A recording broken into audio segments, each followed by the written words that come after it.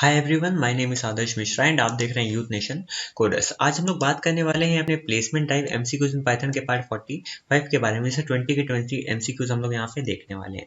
तो पहला सवाल हमारा ये है कि भाई what is the output of the following piece of code. तो यहाँ पे हमारे पास एक क्लास डेमो है, क्लास डेमो डेराइव्ड है, जो कि डेमो क्लास को यहाँ पे इनहेरिट भी कर रही है। तो डेमो क्लास क्या हो गई मेरी, डेमो डेराइव्ड हो गई मेरी एक चाइल्ड क्लास, और डेमो क्लास क्या हो गई मेरी पेरेंट क्लास। इनहेरिटेंस का कॉन्सेप्ट यहाँ पे यूज हुआ है। तो अगर इनहेरिटेंस ना आता हो तो पहले वाला वीडियो देख लो आई बटन पे क्लिक करके, उसके बाद आप जो है कंटिन्यू कर देना। हम लोगों ने यहाँ पे मेन फंक्शन बनाया हुआ है, उस मेन फंक्शन को मैंने कॉल करा, ये लाइन एग्जीक्यूट होगी। डेमो डेराइव्ड हमारी क्लास का ऑब्जेक्ट बनेगा ओबीजे नाम का, और डेमो डेराइव्ड का इनिट चल जाएगा। इसके पास खुद का इनिट नहीं है तो कहेगा डेमो अपना इनिट दे दो। तो डेमो ने कहा हमारा इनिट ले लो, और एक्स की वैल्यू सेट हो गई यहाँ पे 1। ठीक है, इधर आते हैं, कह रहा है ओबीजे डॉट चेंज, मतलब डेमो डेराइव्ड क्लास के अंदर कहीं चेंज नाम का मेथड है यहाँ पे, ये रहा भैया, इसको चला दो। कह रहा है ये दो लाइन चला दो। सेल्फ डॉट एक्स में क्या आ जाए, सेल्फ डॉट एक्स प्लस 1। तो सवाल ये सेल्फ डॉट एक्स क्या है, इस यहाँ कहीं आपको नजर आ रही है, इसकी क्या वैल्यू नहीं है नजर आ रही। तो कहेगा डेमो तुम जरा सेल्फ डॉट एक्स की वैल्यू बताओ। तो इसने बोला कि उसकी वैल्यू 1 है, तो यहाँ हो गया 1 + 1 मतलब 2। तो सेल्फ डॉट एक्स की वैल्यू हो गई 2, यहाँ से रिटर्न हो जाएगा 2, तो यहाँ आ जाएगा 2, और प्रिंट मेरा हो जाएगा 2। तो मेरा आंसर क्या आ जाएगा 2। तो सिंपल ऑप्शन नंबर बी बिल्कुल सही है। क्वेश्चन नंबर 2 पे आते हैं। मुझसे कह रहा है कि E is equal to butter. ये बहुत ही ज्यादा बेहतरीन क्वेश्चन है। E is equal to butter, ठीक है। एक हमारे पास फंक्शन है f नाम का, f में हम लोग बिटर पास कर रहे हैं, तो a में क्या आया, बिटर आया। प्रिंट कर रहे हैं a को, तो a में क्या प्रिंट हो गया, बिटर। तो मेरा पहला आंसर क्या आ गया, बिटर। बिटर प्लस ई, तो बिटर प्लस ई कुछ होता है क्या, कुछ नहीं होता। तो यहाँ पे आ जाएगी एरर। तो पहले मेरा क्या प्रिंट हो जाएगा मेरा बिटर, बट उसके बाद आ जाएगी एरर। तो मेरा आ जाएगा bitter and error. Option number C बिल्कुल सही है, ठीक है। इसको मैं आपको रन करके एक बार दिखा देता हूँ ताकि आपको भरोसा हो जाए हमारी बातों पे। तो मैंने इसको एग्जीक्यूट करा भाई साहब, एंड आप ये देखें। तो यहाँ पे हमारा बिटर तो हो गया, क्योंकि प्रिंट स्टेटमेंट को एज अ एक ब्लॉक उठाएगा वो, और प्रिंट कर देगा ए की वैल्यू। और उसके बाद उसने देखा प्लस ई, ये क्या होता है, प्लस ई का तो कोई मतलब ही नहीं है। तो इसका यहाँ पे आगे एरर क्या कह रहा है कि प्लस जो है वो एक सपोर्टेड हमारा ऑपरेंड है ही नहीं, अनसपोर्टेड टाइप है हमारा। ठीक है, तो वही मुझसे कह रहा है नन टाइप एसटीआर के लिए है। तो समझिए क्या हो गया कि प्रिंट ए था, तो इस वजह से इसने क्या करा, पूरी वैल्यू उठाई। अगर यहाँ पे हमने ये ब्रैकेट इस तरह से लगाया होता तो यहाँ होता बिटर, और फिर आता बिटर प्लस ई मतलब बटर, तो आ जाता बिटर बटर। ठीक है, तो ये वाला ऑप्शन नंबर डी सही हो जाता, बट यहाँ पे हम लोगों ने ब्रैकेट पहले लगाया हुआ है। तो ऑप्शन नंबर सी सही है, बिटर, उसके बाद आएगी मेरी एरर। क्वेश्चन नंबर 3 पे आते हैं। फू नाम का हमारे पास एक फंक्शन है, टोटल की वैल्यू 0 है। ये टोटल हमारा ग्लोबल वेरिएबल है। हमने प्रिंट करा फू फंक्शन को, तो फू जो भी रिटर्न करेगा हम उसे प्रिंट कर देंगे। फू पे जाते हैं, कह रहा है टोटल प्लस इक्वल टू 1। इसका मतलब होता है total is equal to total plus 1। इस लाइन का मतलब ये होता है, ये लिख दो या लिख दो बराबर बात है। तो टोटल प्लस 1 पहले ये सॉल्व होगा, और जो वैल्यू आएगी वो टोटल में जाएगी। तो टोटल की कोई वैल्यू है क्या इस फंक्शन के अंदर, या टोटल की कोई वैल्यू तो नहीं नजर आ रही है, और नहीं आ रही इसका मतलब इसको कोई दिक्कत हो गई। या आपने ये वेरिएबल कैसे यूज कर लिया भाई साहब, अगर आपके पास इसकी वैल्यू ही नहीं है तो आप इसे कैसे यूज कर सकते हैं। तो यहाँ पे आ जाएगी एरर की टोटल नाम का वेरिएबल तो मिल ही नहीं रहा। अब आप में से कुछ लोग सोच रहे हो कि भाई टोटल की वैल्यू बाहर 0 पड़ी तो है, वो क्या नहीं उठा रहे हो। मैं कहता हूँ क्यों उठाऊं, वो क्या है, वो ग्लोबल वैल्यू है ना, और ये क्या है, हम लोग फंक्शन के अंदर है। तो फंक्शन के अंदर जो ये सब है, इनको बाहर के बारे में कुछ पता ही नहीं है। अगर हम यहाँ पे लिख देते हैं ग्लोबल टोटल, और यहाँ पे टैब दे देते हैं, इस तरह से स्पेस देना पड़ेगा। देखो अगर हम यहाँ पे लिखते हैं ग्लोबल टोटल, तो अब मैं इस फंक्शन को बता दे रहा हूँ कि बाहर एक टोटल नाम का वेरिएबल है जिसकी वैल्यू 0 है। अब तुम उसको यहाँ पे सॉल्व करो, तो हो जाता 0 + 1 1, और टोटल वैल्यू हो जाती 1, रिटर्न करता 1, और मेरा प्रिंट हो जाता 1। सिंपल। बट हमने ये तो लाइन लिखी नहीं है, तो इसको पता ही नहीं है कि बाहर कहीं टोटल नाम का कोई वेरिएबल भी है। इसके लिए तो अनजान है। ये दो लाइन में ये ढूंढेगा कहाँ पे है टोटल, नहीं मिला, तो यहाँ आ जाएगी एरर। तो ऑप्शन नंबर सी बिल्कुल सही है। क्वेश्चन नंबर 4 पे आते हैं। एक लिस्ट है मेरे पास 1 4 × 5, और यहाँ पे 1। मैक्स में आ जाएगा माई लिस्ट का 0, तो मैक्स में क्या आ गई वैल्यू मेरी 1 आ गई। मुझसे कह रहा है इंडेक्स जो मैक्स का है वो 0 है, तो यहाँ पे 0 इंडेक्स पे 1 पड़ा हुआ है, ठीक है। मुझसे कह रहा है एक लूप चलाओ 1 से लेके आखिर तक, तो मतलब लूप यहाँ से चलेगा, यहाँ से वैल्यू ऐसे उठेगी, पहली वैल्यू नहीं उठ रही, ठीक है, 1 से फर्स्ट इंडेक्स से आखिर तक। मुझसे कह रहा है हर बार चेक करो कि मेरे जो भी वैल्यू है उस लिस्ट में उस पर्टिकुलर इंडेक्स पे क्या वो बड़ी है क्या मेरे मैक्स की वैल्यू से। तो पहले इधर आया, क्या 5 मेरा बड़ा है 1 से, बिल्कुल बड़ा है। तो मैक्स में क्या आ गया 5 आ गया, तो मैक्स में आ गया मेरा 5 और इंडेक्स क्या आ गया 5 का कौन सा इंडेक्स है 0 है और फर्स्ट, तो इंडेक्स क्या हो गई 1 हो गया। उससे कह रहा है दोबारा आगे चले, ये आया क्या 5 मेरा बड़ा है 5 से, मतलब बार बार ये कंडीशन चेक करेगा ना, हर बार एक एलिमेंट आगे बढ़ेगा और कंडीशन चेक करेगा। 5 बड़ा है मेरा मैक्स से, नहीं है। 5 बड़ा है मैक्स से, नहीं। 5 बड़ा मैक्स से, ना। 5 बड़ा मैक्स से, ना। 1 बड़ा मैक्स से, ना।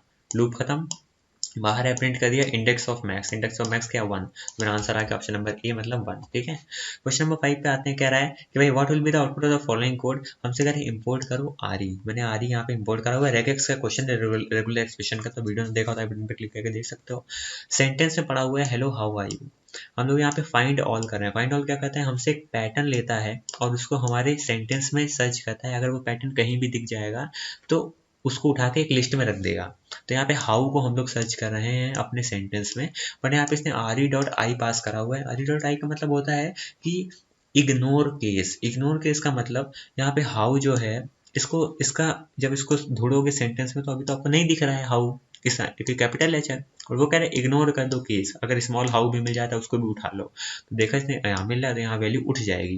तो यहाँ से वैल्यू उठी हाउ, और हाउ आके मेरी लिस्ट के अंदर आ गई, क्योंकि फाइंड ऑल जो है हमेशा हमें लिस्ट देता है, तो लिस्ट के अंदर हमारा हाउ आ गया। तो ऑप्शन नंबर ए बिल्कुल यहाँ पे सही हो गया। क्वेश्चन नंबर 6 पे आते हैं। कह रहे हैं भाई what will be the output of the following Python code. हम लोग यहाँ पे इंपोर्ट कर रहे हैं आरई को। यहाँ पे वैल्यू नाम की बड़ी सी मेरे सेंटेंस से लिखा हुआ है। कह रहे हैं आरई डॉट फाइंड ऑल, कह रहे हैं ये पैटर्न ढूंढो हमारे वैल्यू नाम की सेंटेंस में, वैल्यू नाम की स्ट्रिंग में। तो ये पैटर्न क्या कहता है, कहता है पहले तो 5 दिख जाए कहीं पे और उसके बाद डब्ल्यू प्लस दिख जाए। डब्ल्यू प्लस का मतलब होता है, देखो देखो सिंपली अभी मैं आपको अगर बताऊं तो जो ये W होता है, इस W का मतलब स्मॉल लेटर W है, बट एक होता है हमारा स्लैश W। स्लैश W का मतलब होता है स्मॉल से स्मॉल z तक, कैपिटल ए से कैपिटल Z तक, 0 से लेके 9 तक और अंडर स्कोर। अगर इन चारों में से कोई भी वैल्यू है, ठीक है, तो उसको उठा लो। बट यहाँ पे मुझसे कह रहा है पहले तो मुझे 5 मिल जाए, इस सेंटेंस में कहीं भी मुझे 5 दिख जाए, उसके जस्ट बगल में कहीं W लिखा हो स्मॉल वाला, और W जो है एक बार लिखा हो, 2 बार लिखा हो, 3 बार लिखा हो, चलता रहे, उससे मतलब नहीं है। बट अगर 5 और W का एक से ज़्यादा अकरेंस हमें दिख जाती है तो उसको, उस पैटर्न को उठा लो। तो 5 कहीं है ना ना ना ना ना, ये दिखा 5, ये है, तो इसके इसके बाद तुरंत बाद W है, W नहीं है, तो ढूंढो कहीं और 5 है क्या, नहीं है। तो आरई डॉट फाइंड ऑल को कहीं हमारा पैटर्न मिला ही नहीं, तो हमें क्या कर देगा, खाली हमारी लिस्ट पकड़ा देगा। क्वेश्चन नंबर 7 पे आते हैं। कह रहा है इसका आंसर बताओ, इंपोर्ट करा आ रही है। हम लोग मैच कर रहे हैं। जब भी हम रेगुलर एक्सप्रेशन में मैच फंक्शन का यूज करते हैं तो मैच क्या करता है कि हमारा एक पैटर्न लेता है, ये पैटर्न लिया और चेक करेगा क्या ये पैटर्न से ही मेरे सेंटेंस की शुरुआत हो रही है। तो क्या इस पैटर्न से हमारे सेंटेंस की शुरुआत हो रही है, नहीं, यहाँ ABC से शुरुआत हो रही है, डॉग से नहीं हो रही। तो इसका मतलब मैच में हमें कुछ नहीं मिला, खाली मिल गया। तो यहाँ पे एस में आ गई वैल्यू नन। मैच क्या रिटर्न करता है, नन रिटर्न करता है अगर हमें ये पैटर्न शुरुआत में ना मिले तो। हमें शुरुआत में नहीं मिला तो हमें क्या रिटर्न कर देगा, नन, और मेरा आंसर क्या आ जाएगा, ऑप्शन नंबर ए नन। मान लो कि ये डॉग से शुरू होता ऐसा, इसको इस तरह से लो DOG, तो अभी मेरा मैच क्या बोलता, हाँ भाई हमें डॉग से शुरुआत हो रही, तो हमें बताया था कि 0 इंडेक्स से लेके 0 1 2 3, कह रहा है 0 से 3 इंडेक्स के बीच में हमें डॉग मिल गया तो हमें मैच ऑब्जेक्ट पकड़ा देता। बट अभी हमें नहीं मिल रहा है तो हमारा क्या आ जाएगा, नन आ जाएगा। क्वेश्चन नंबर 8 पे आते हैं। इंपोर्ट कर रहा है आरई डॉट फाइंड। आरई में फाइंड नाम का कोई फंक्शन नहीं होता है, सिंपल हम लोग स्ट्रिंग में फाइंड फंक्शन का यूज करते हैं। ठीक है, तो यहाँ पे आ जाएगी हमारी एरर। क्वेश्चन नंबर 9 पे आते हैं। पेरेंट क्लास है मेरे पास, चाइल्ड क्लास है जो पेरेंट को इनहेरिट कर रहा है। इनहेरिटेंस का कॉन्सेप्ट यूज हो रहा है, अगर वीडियो ना देखा होता है बटन पर क्लिक करके देख सकते हो। मेन फंक्शन मैंने बनाया, उसको मैंने कॉल करा, obj1 is equal to child. Child class में obj1 को मैंने कॉल करा, चाइल्ड क्लास में मैंने इधर आ गया। यहाँ पे इनिट चलना चाहिए था, बट सवाल ये है इनिट के पहले यहाँ पे न्यू भी है। तो जब भी मैंने आपको एक वीडियो में बताया था, अभी शायद एक या दो वीडियो पहले ही बताया था आपको ये बात, कि अगर न्यू और इनिट में चूज करना हो तो हम लोग इनिट को नहीं चलाएंगे, फिर न्यू को ही चलाएंगे। तो मेरा न्यू चलेगा और क्या प्रिंट हो जाएगा, चाइल्ड न्यू इन्वोक्ड। देख लो पहले चाइल्ड न्यू इन्वोक्ड कहाँ है, यहाँ नहीं है, तो ये ऑप्शन गलत हो गया। चाइल्ड न्यू इन्वोक्ड है, child new invoked, child invoked, तो मतलब इन तीनों में से कोई एक हमारा क्या है, आंसर है।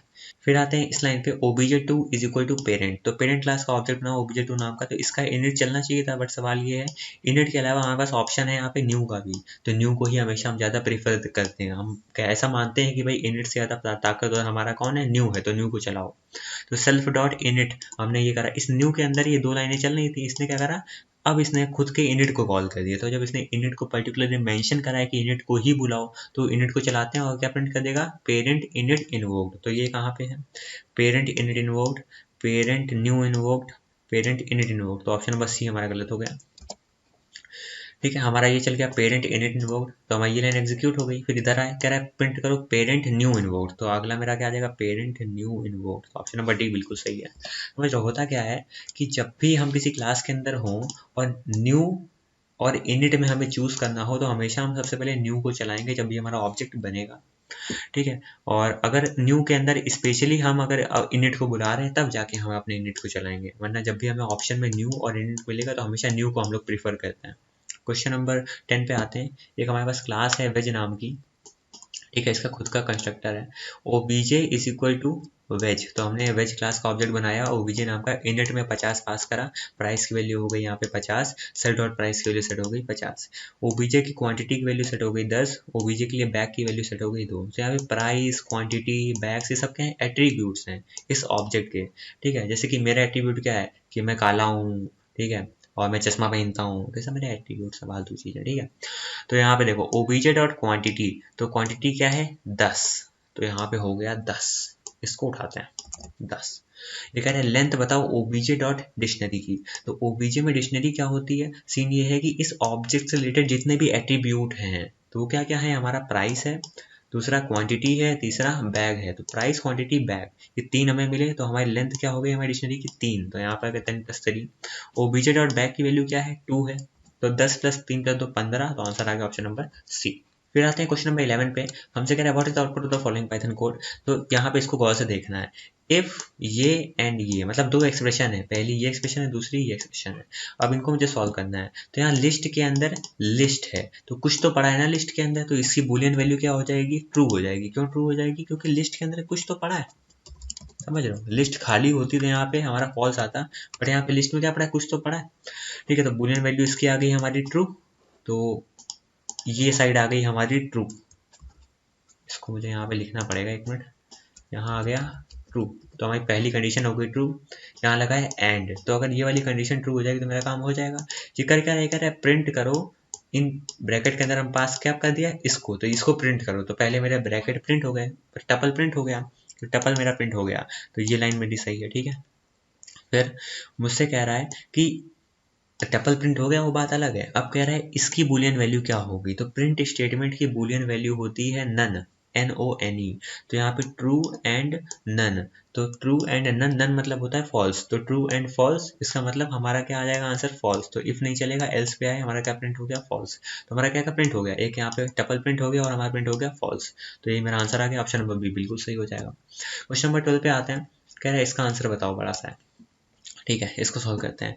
प्रिंट करना है हमें ये वैल्यू प्लस ये वैल्यू, तो देखते हैं। सबसे पहले हम लोग आते हैं यहाँ पे इस लाइन पे, सबसे छोटी लाइन पे आओ, देखो स्ट्रिंग में एक्सपेंड करना है टैब को, साफ साफ पता चल रहा है कि टैब्स को एक्सपेंड करने का मतलब होता है जो स्पेसेस हैं इनके बीच में उसको बढ़ा दो, तो ये स्पेसेस मेरे बढ़ गए। एक्सपेंड टैब क्या करेगा, अभी मैं इसको हटाता हूँ और जो चेंजेस आए वो दिखाता हूँ।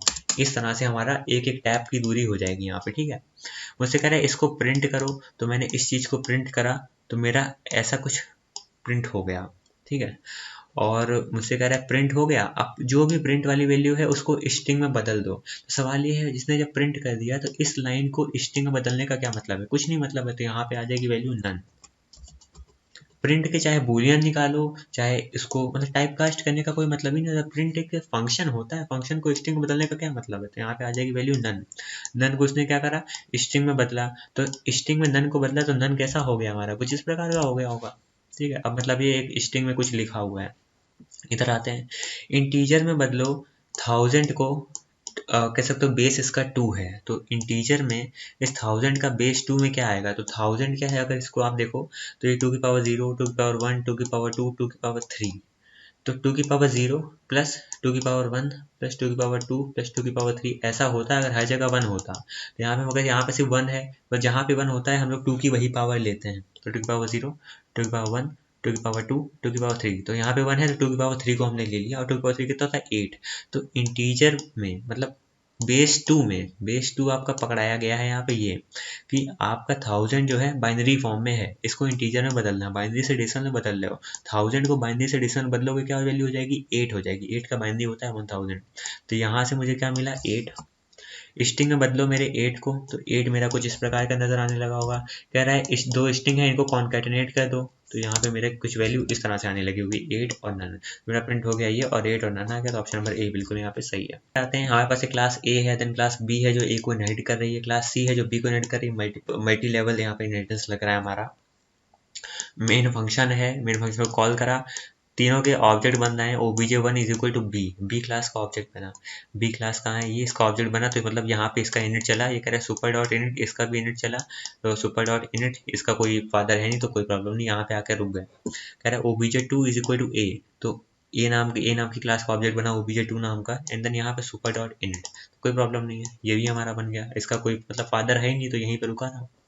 obj3 इज इक्वल टू सी, मतलब सी क्लास का ऑब्जेक्ट बनाया obj3 नाम का, इसका इनिट चला है। इसका इनिट कहता है सुपर डॉट इनिट, बी के पास गया, बी का इनिट कह रहा है, उसको भी कह रहा है सुपर डॉट इनिट, तो ए के पास गया, ये कह रहा है सुपर डॉट इनिट, कोई दिक्कत नहीं है। तीनों लाइनें आप एग्जीक्यूट हो गई। प्रिंट करना है obj1 obj2 obj3। मैं आपको पहले ही बता चुका हूँ कि जब भी हमें ऑब्जेक्ट्स को, क्लास के जो ऑब्जेक्ट होते हैं उनको अगर प्रिंट करना होता है, तो अगर क्लास के अंदर str नाम का मेथड है तभी हमारा प्रिंट होगा। तो obj1 के लिए बी क्लास के अंदर str नाम का मेथड है, बी क्लास के अंदर str नाम का मेथड ये है, रिटर्न कर रहा है 2, तो हमारा यहाँ पे प्रिंट हो जाएगा 2। obj2 किसको यहाँ पे पॉइंट आउट कर रहा है, ए को, तो ए के अंदर str है, ए के अंदर str है, रिटर्न कर रहा है 1, तो यहाँ पे आ गया मेरा 1। obj3 के लिए ये किसको यहाँ पे पॉइंट आउट कर रहा है, सी को, तो सी में कहीं str है, सी में str है, रिटर्न कर रहा है 3, तो यहाँ पे आ जाएगा 3, तो आ गया हमारा 2 1 3। ठीक है, तो 2 1 3 आ गया, ऑप्शन नंबर डी बिल्कुल सही है। क्वेश्चन नंबर 5 पे आते हैं, इसको सॉल्व करते हैं। कह रहा है प्रिंट करो बूलियन वैल्यू ऑफ फॉल्स, तो ये क्या है, फॉल्स नहीं है, समझो ये क्या है, स्ट्रिंग में कुछ लिखा हुआ है। ठीक है, देखो इस तरह से लिखना, या अब ये है कि फॉल्स वैल्यू का बूलियन क्या होता है, और ये इस तरह से लिखना, दोनों में फर्क है। ठीक है, यहाँ पे हमने क्या लगा दी, कोट्स। ये क्या, ये स्ट्रिंग वैल्यू है, और स्ट्रिंग में कुछ भी लिखा हो उसकी बूलियन वैल्यू हमेशा क्या होती है, यहाँ से मिला ट्रू। कह रहा है प्रिंट करो ट्रू, तो मेरा प्रिंट हो गया ट्रू। ठीक है, अब कह रहा है इफ फलाना वैल्यू, तो बूलियन वैल्यू इस चीज की क्या हो गई, कह सकते हो कि इसकी बूलियन वैल्यू हो गई नन, एल्स में आ गए, प्रिंट कर दिया फॉल्स, तो मेरा आंसर आ जाएगा ट्रू एंड फॉल्स, तो ऑप्शन नंबर ए बिल्कुल सही है। क्वेश्चन नंबर 16 कह रहा है कि I for I in range 3, तो मतलब अब यहाँ पे लिस्ट की बात कर रहा है। टपल था, टपल में प्रॉब्लम होती है मगर लिस्ट में प्रॉब्लम नहीं होती है। लिस्ट में क्या आ जाएगा, 0 1 2, ये 3 एलिमेंट आ गए। कह रहा है लिस्ट पे लूप लगाओ और प्रिंट कर दो, तो मेरा 0 1 2 प्रिंट हो गया, 0 1 2 प्रिंट हो गया। 0 1 2 कहाँ नहीं प्रिंट हो रहा है, 0 1 0 नहीं होगा, 0 1 2 इन तीनों इसको एक आंसर है। कह रहा है दोबारा इस लिस्ट पे लगाओ, तो लॉजिकली देखो टपल में यहाँ पे फंस जा रहा था, मगर लूप में दोबारा यहाँ चलेगा। फंस क्या जा रहा था, वो यहाँ पे कॉन्सेप्ट ही हमारा आइटरेटर्स का लग रहा है टपल्स में। ठीक है, तो कह सकते हो कि लिस्ट में जो है हम लोग आइटरेटर का कॉन्सेप्ट नहीं लगाते हैं। वैसे आइटरेट करने वाला जब भी लूप लगता है चलता तो आइटरेटर ही है ना हमारा। तो हम लोग यहाँ पे ध्यान देंगे कि जब भी हम लिस्ट की बात कर रहे होंगे, तो जब भी हमने यहाँ पे दोबारा एक लाइन लिखी, इसका मतलब दोबारा आई के लिए 0 1 2 होगी, लिस्ट के केस में, टपल के केस में नहीं होती है। तो if I is equal to 2, क्या आई की वैल्यू 2 है, नहीं है, तो प्रिंट कर दो, तो हमारा प्रिंट हो गया 0। आई की वैल्यू 2 है, नहीं है, तो प्रिंट कर दो 1। आई की वैल्यू 2 है तो क्या कर दो, बाहर आ जाओ, तो मेरा क्या प्रिंट हो गया 0 1 2 और 0 1, ऑप्शन नंबर बी बिल्कुल सही है। क्वेश्चन नंबर 17 पे आते हैं। हम लोग लूप चला रहे हैं रेंज में 1 5.0, कभी भी रेंज फंक्शन के अंदर फ्लोटिंग पॉइंट वैल्यू पास नहीं कर सकते, तो यहाँ पे आ जाएगी हमारी एरर। क्वेश्चन नंबर 18 पे आते हैं, कह रहा है इसका आउटपुट बताइए। हेलो 0.0 1.0, देखो यहाँ पे अगर 0 और 1 लिखा होता तो मेरा क्या प्रिंट होता है, 0 इंडेक्स पे क्या पड़ा है, फू, और 1 इंडेक्स पे क्या पड़ा है, बिन, तो हमारा आता है हेलो फू एंड बिन। बट यहाँ पे हमसे कह रहा है कि 1.0 और 0.0 बोले ना, तो यहाँ पे फ्लोटिंग पॉइंट वैल्यू उसने दे रखी है। फ्लोटिंग पॉइंट वैल्यू कभी हम लोग यहाँ पे देते ही नहीं है, यहाँ पे दे दोगे तो आ जाएगी एरर, तो ऑप्शन नंबर सी बिल्कुल सही है। क्वेश्चन नंबर 19 पे आते हैं। टेस्ट नाम की क्लास है, obj1 में टेस्ट में 5 7 पास कर रहा, तो x में वैल्यू चली गई 5, y में चली गई 7, समझ रहे ना, मतलब टेस्ट क्लास का ऑब्जेक्ट बनाया obj1 नाम का, इसका इनिट चला तो x की वैल्यू 5, y की वैल्यू 7। ऑब्जेक्ट हमने दोबारा बनाया 2 नाम का, और यहाँ पे टेस्ट क्लास में 7 5 पास करा, तो x की वैल्यू 7, y की वैल्यू 5। अब हम लोग क्या कर रहे हैं, प्रिंट कर रहे हैं obj1 के बराबर है obj2 के, तो इक्वल टू ऑपरेटर को ओवरलोड कौन करता है, कैसे, इसके इक्विवेलेंट कौन सा हमारा मैजिक मेथड है, eq, तो eq है, तो eq में हमारा सेल्फ और अदर पास है, तो हमारा obj1 जाके सेल्फ में चला गया और obj2 जाके अदर में चला गया। तो ये तरीका होता है, इसको जब भी इसको सॉल्व करना होता है बैकग्राउंड में हमारा eq ही यूज हो रहा होता है। तो यहाँ पे हमने क्या करा, रिटर्न कर रहे हैं self dot x into self dot y, तो सेल्फ के लिए सेल्फ का कौन है obj1, तो obj1 का x और obj1 का y क्या है 5 और 7, तो कह रहे हैं इन दोनों को मल्टीप्लाई करो आएगा 35। कह रहा है other dot x into other dot y करो, मतलब obj2 के लिए एक्स और वाई की वैल्यू मल्टीप्लाई करो, 5 और 7 आएगा 35। क्या 35 बराबर है 35 के? बिल्कुल रिटर्न कर देगा ट्रू, यहाँ से आ जाएगा ट्रू तो प्रिंट हो जाएगा ट्रू, तो ऑप्शन नंबर डी बिल्कुल सही है। क्वेश्चन नंबर 20 पे आते हैं। मेरे पास क्लास ए है, देन क्लास मेरे पास बी है जो ए को इनहेरिट कर रही है। obj is equal to B, B का ऑब्जेक्ट बनाया, इनिट चला, सुपर डॉट इनिट तो ए का इनिट चला, सेल्फ डॉट ऐड 5, इसका मतलब ऐड नाम का मेथड पे 5 पास करो। तो ऐड किसका? यहाँ पे ऐड ए के पास भी है, बी के पास भी, किसका चलेगा? तो यहाँ तक किसके बदौलत पहुंचे हो? बी के बदौलत पहुंचे हो ना, तो बी का ऐड चलाओगे, तो बी का ऐड चला, आई में वैल्यू पास हो गई 5, सेल्फ डॉट आई की वैल्यू क्या हो गई 2 इंटू आई मतलब 5, तो सेल्फ डॉट आई की वैल्यू सेट हो गई यहाँ पे 10, तो प्रिंट कर दिया सेल्फ डॉट आई, तो हमारा क्या आ जाएगा आंसर 10, तो हमारा आंसर क्या आ गया ऑप्शन नंबर बी। तो इसी तरह से हमारे 20 के 20 एमसीक्यूज कवर होते हैं हमारे placement type MCQs in Python के पार्ट 45 में।